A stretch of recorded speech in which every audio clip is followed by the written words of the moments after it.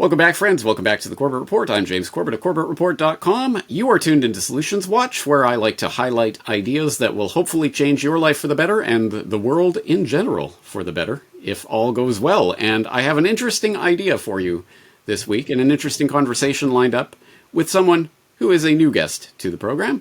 That is Philumina Johanni, who is a staff attorney at Judicial Watch. And she is an expert on constitutional and government accountability. And that's going to be a tall order, so let's see what we can do about that. Philumina Johanni, thank you very much for joining us today.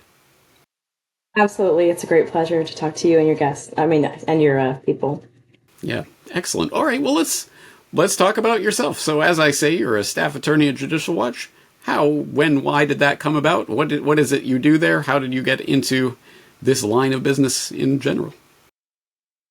I feel like it's a long time coming. I don't know if when I went to law school, I was always interested in basically civic accountability and freedom as much as possible. So I had followed Judicial Watch's work for a long time and knew that they were digging into what the government was usually trying to cover up, or things that the government should be doing that they weren't, or they were doing that they shouldn't. And really, it's just been a grace that I ended up at Judicial Watch, because especially so soon in my career, I graduated in 2020 from law school and went basically straight into doing nonprofit and constitutional litigation, and then FOIA, which is what we're here to talk about. Yes, we are here to talk about FOIA, and I'm assuming, well, there's probably a lot of people in the audience, people like myself who aren't American at all, and even some Americans who may have heard this term FOIA, but don't exactly know what it is. Can you tell us what is FOIA? Absolutely. FOIA is one of the things that the government, I would say, Congress has done well in the last 60 years, I think. It was in 1966 that it was passed, actually over, all the bureaucrats obviously were absolutely against it, and the agencies were absolutely against it, because it meant that they would have some kind of magnifying glass over them, which is the last thing that a big government wants, or a growing government wants. So FOIA is the federal legislation that makes records that the government makes in their ordinary course of business open to the public. And the goal of that was transparency for the American people. And that's based on the baseline principle, a fundamental right, actually, in the words of Congress in 2007 when they updated it, that we have a right to know, and that we cannot be governed by the consent of the governed if we have no informed consent. So this is the bedrock for FOIA. And so this is the federal FOIA, and all states have some form of public records law as well, so that you can dig into what your state is doing, your cities and your counties and such like that. Right. So correct me if I'm wrong, it's Freedom of Information Act, right? Yes, that's correct, okay. Yes. In states, it goes by a number of names. Sometimes they're sunshine laws, or public records acts laws, or, something along those lines. But you can look them up and they'll be there. And this is funny, but actually, as a Canadian, I know there is a Canadian equivalent. I believe it is called Access to Information. But off the top of my head, I don't know. I know FOIA, because I spend a lot of time, yes, I guess, looking at American political processes. Anyway, that's kind of funny. But tell us about the process of filing a FOIA request. What does that look like? What does that mean? What kind of records can be FOIA'd? Those are some very good questions. And the process basically begins with identifying what you want to know from the government. And we always say that something that, obviously we have lots of questions for our governments and for our officials, but what we ask for FOIA when we make a public records request, we're asking for a record that's already in existence. We can't just ask a broad question, or even a question that we would like the government to answer for us outside of the record. So they shouldn't have to make a new record to send to you. You're asking for a record that's already in existence, which can be anything from communications, like emails between one person in the government and someone outside or inside the government, or policy guidance, or all kinds of things like that. So the first thing you'd want to do is figure out what it is you're looking for, and that takes some investigation, of course. So the best FOIA requests come out of some good investigation leading up to that. And from there, you would identify which agency would have the record that you're looking for. So that an example could be a school district in your state, or it could be the Department of Justice. That's another big one that we're constantly trying to get information out of, constantly suing to get information out of. And then from there, you would send your records request to a designated records office. These are all available on the websites online, and they're supposed to be laid out so that they're moderately user-friendly. Unfortunately, FOIA is, for being a simple law, is pretty convoluted when it comes to seeing it through to the end where you get the information you're looking for. Most agencies on the state level and on the federal level have templates that you can use to send in your records request. So some things that are important to include in your request, so the elements of a request, you'd want to keep the scope of your request as narrow as possible. And if it's on the broad side, they will ask you, when they're responding to you, to narrow your request so that you're not asking for something that they would have to sort through tens of thousands or hundreds of thousands of documents to find what you're looking for. And so often that would be narrowing by a time duration. And I think the rule of thumb is around 2 years if possible. Beyond that, they will take a long time to give you the information whatever they give you. But if you know generally what it is you're looking for and it's within a certain span of months, for instance, you could put those into your request so that they know exactly where to look and which time duration to look for. Another very important thing to add in your request would be a request for a fee waiver, because one of the government's most often used obstructions, as it were, of FOIA, because obviously they don't want you to have all this information, typically, is that the cost of production can be quite high. They're supposed to be reasonable and they're supposed to be minimal. And depending on if you're looking at a state FOIA or a federal FOIA, those amounts will change. Some states, it could be cheaper. In other states, it can stack up. So that's one of the benefits of working at Judicial Watch, is that we're basically a grassroots funded organization that's been doing this for long enough that people know if they want information out, it's, coming to Judicial Watch and donating to us so that we can use those funds towards getting these documents out. And that's really big. I'll obviously include your contact information and keep track of all the communications that come back and forth from the government. So those are the basic elements of what would be in your FOIA, in your request. Well, I want to talk about Judicial Watch and the successes and or failures it's had in FOIA-ing various information. But before I do, couple of questions about that process. So what are the legal requirements for the government's response to these requests in terms of, do they have to respond within a certain amount of time? And what records can they keep back from access to, from compliance with such a request? Very important questions. They are limited in time. It depends on, if you're going to your state request, you're going to have different set limits, but typically it's supposed to be within something like 10 or 20 days, or in some states it's like within a reasonable time. For the federal government, they're supposed to respond to you within 10 days of your request with a production. If it is what they consider a complex request, then they can take up to 20 days. Do they ever give you documents in 10 to 20 days? Not in my experience. So usually they say, oh, this is very complex or this is complicated, so we'll have to get back to you. We'll put you on a track, and we've assigned your request this particular tracking number. And so you felt like you're handled in the first, couple weeks. But it usually takes, what we do actually mostly is sue them because they did not give us the documents that we were looking for. They either gave us nothing, or they did not respond at all during the time period, or they gave us some kind of an incomplete response during that time period.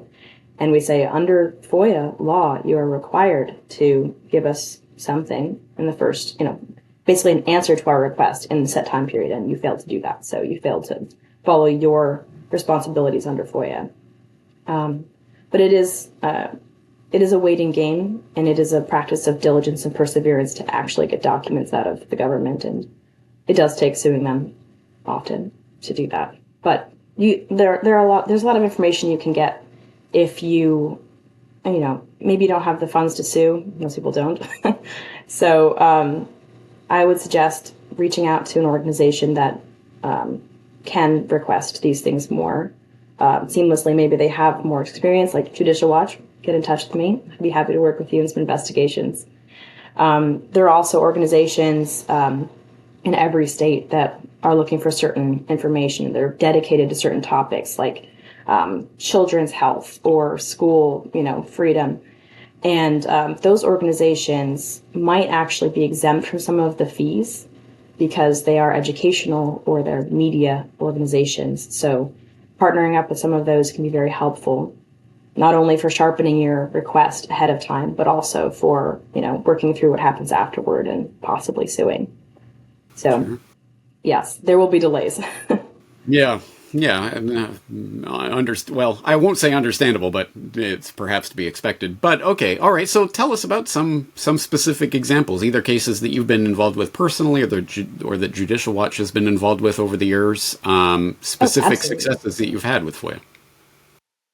So I would say that Judicial Watch actually came into prominence early on. It was in the 90s because they were founded in 1994. So we just hit our 30-year anniversary this summer. But it was over the Clinton scandals, of which there are, legion. But documents that came out about the Clinton emails ahead of the election with Trump came out through Judicial Watch's FOIA requests. And that had a massive effect, obviously, on the election and may have ended us where we ended up with Trump in 2016.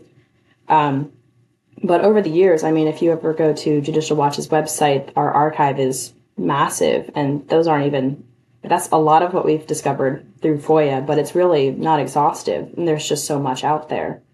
That we sue every day on some new FOIA request that either wasn't responded to, but we do get a great amount of documents over time, and those have come out in all kinds of press releases and situations like about different Biden-Harris administration foibles or accidents that they wanted to cover up.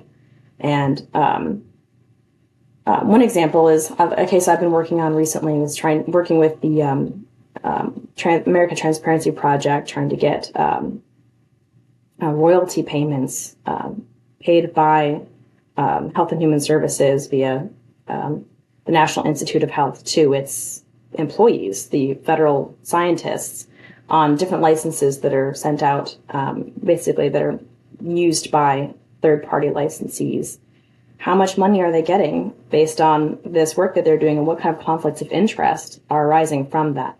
Obviously, something that your viewers have been plugged into for a long time, especially since COVID. But Judicial Watch has a whole report on COVID-19 related discoveries that came out through FOIA. So we do get all kinds of records that can be very revelatory to the American people, and hopefully people will do something with that information and talk to their congressman and run for office, which, great, let's do it.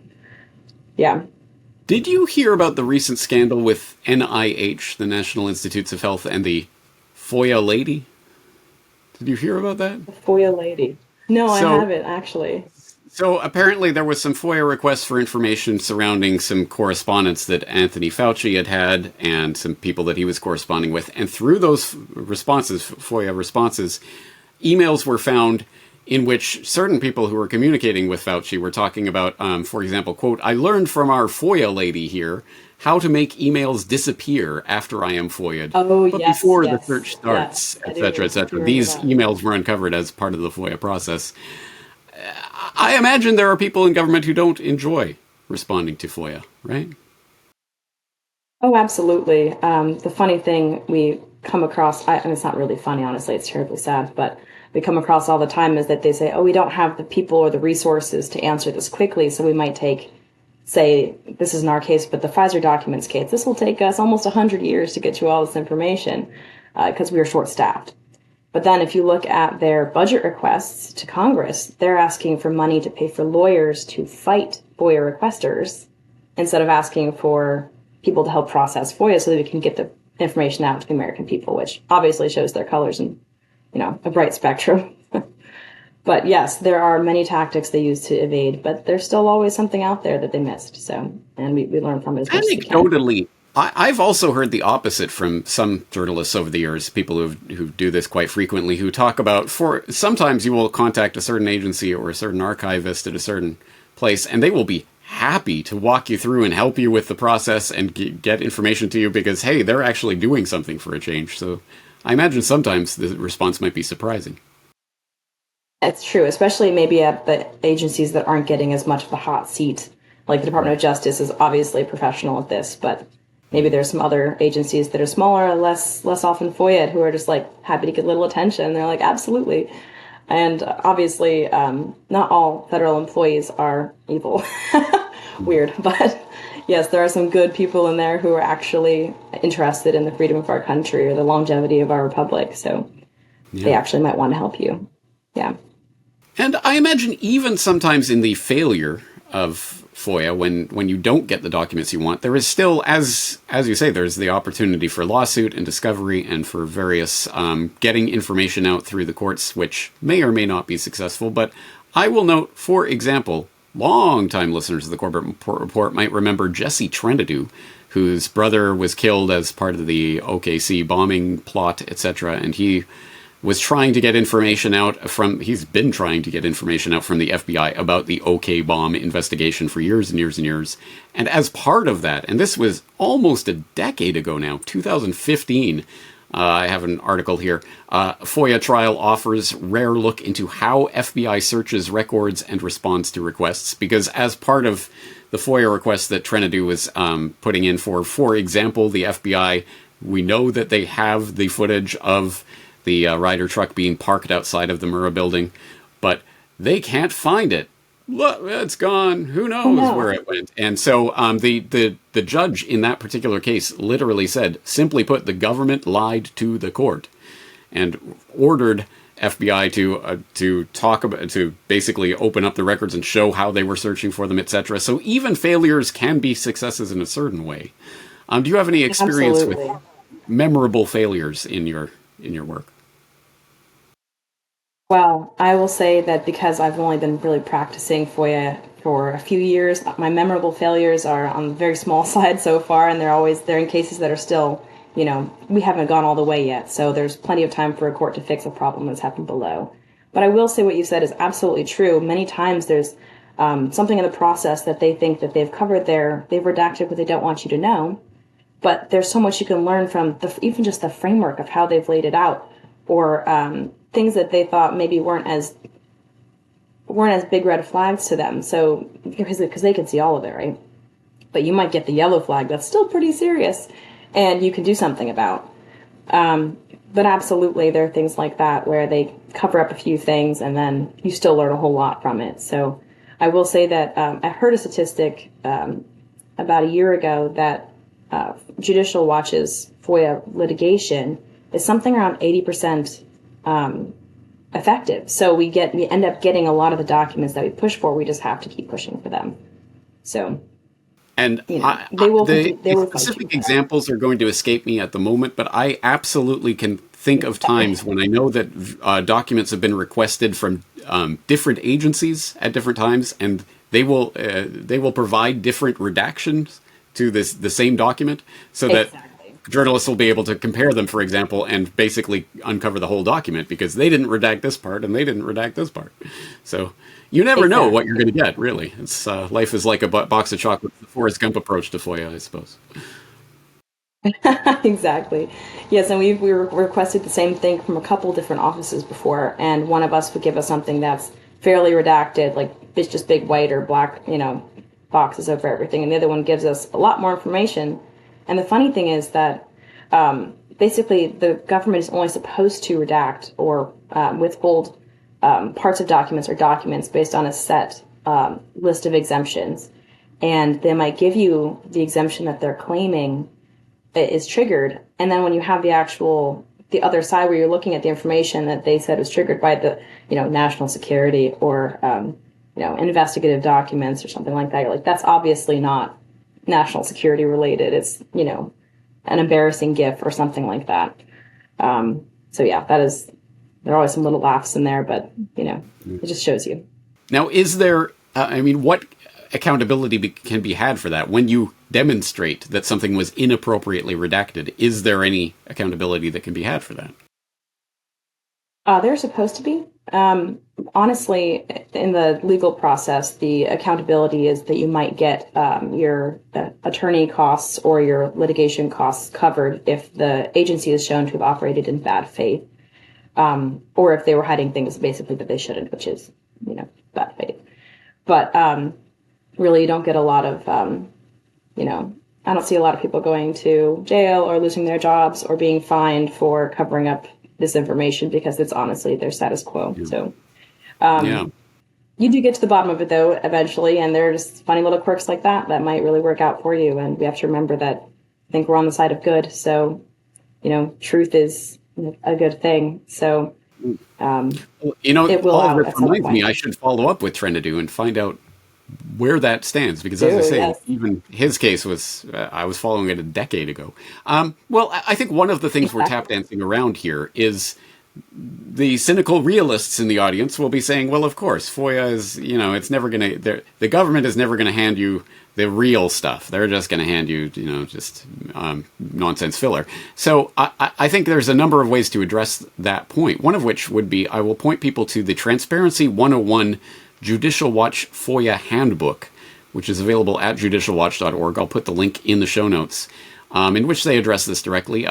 They say, for example, do these requests for information accomplish anything to bring about more ethical conduct and accountability for decisions made by the Washington elite? Do they have an impact on the lives of real people? Yes. Through FOIA in the 1990s, Americans learned about the selling of Commerce Department trade mission seats to Democratic Party and Clinton administration campaign contributors who happened to have connections to Chinese military intelligence and agents of espionage. They revealed the Clinton administration's efforts to use IRS audits to intimidate adversaries and detractors. Americans used FOIA to obtain lists of almost 300 Saudi subjects, including members of the bin Laden family, which the Bush administration allowed to leave the country shortly after 9/11 with little or no questioning by authorities.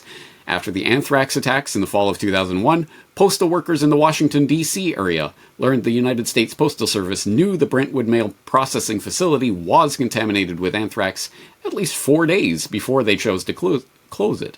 Over the years, Americans have learned about the lack of security at nuclear laboratories and controversial details of the John F. Kennedy and Martin Luther King assassinations, all using information received through FOIA. And as just one example of that I'll point to an article that came out a couple of years ago about the secrets of the JFK assassination archive, talking about a FOIA request that found out more about CIA officer George Ioannidis and his connection to Oswald and what happened in Cuba and Mexico City and all of that craziness that was swirling around the JFK assassination that at the very least, proved that the American intelligence agencies had been lying to the American public for decades and decades and decades. So, again, perhaps no surprise there, but it's good to have these documents and to actually secure them through FOIA. So what would you say to those cynical people in the audience crossing their arms and saying, it's not worth it, I'm not going to try?